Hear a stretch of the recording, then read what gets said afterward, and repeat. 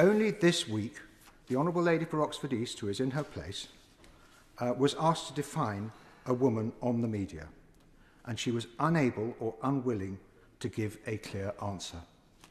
Of course, I give way to the Honourable Lady. Thank you very much, Mr Deputy Speaker. I would like to ask the Honourable Member for evidence of the statement he has just made.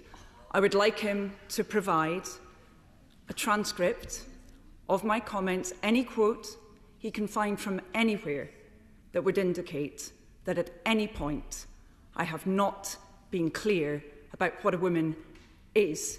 It's quite easy for me, given that I am a woman. Furnish myself with a quote, but I'm very happy to write to the Honourable Lady. But I can promise the Honourable Lady that she did not answer the question when she was asked.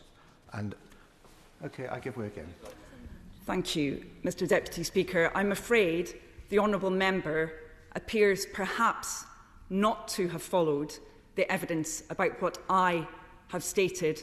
Perhaps he may have consulted social media rather than looking at what I stated. I hope he will withdraw the comment he just made. Thank you.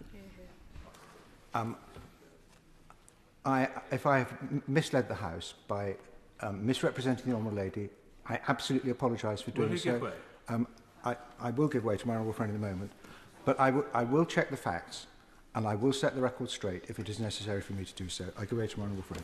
So I've just looked up the quote from the Honourable Lady, and it might well be that she can clarify this because she was trying to give to explain the Labour Party's official definition, but she was asked what her definition of a woman is, and she said that, with respect, it does depend what the context is, surely.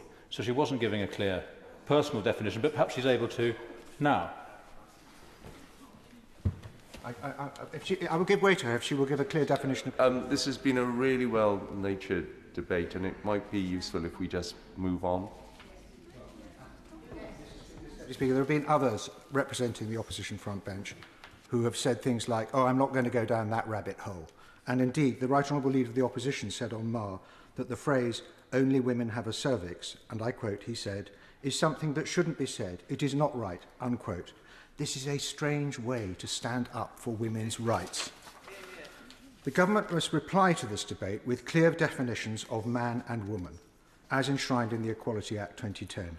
It must commit to preventing biological men, whatever identity they claim, and with whatever sincerity they claim that identity, from gaining access to women-only safe spaces.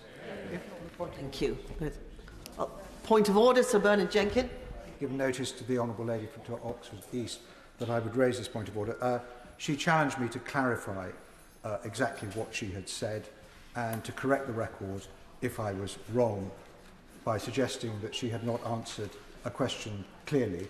And the question she was asked by Emma Barnett on Women's Hour was very simple. And Labour's definition of a woman, she was asked, and she answered, well, I have to say that there are different definitions legally around what a woman actually is.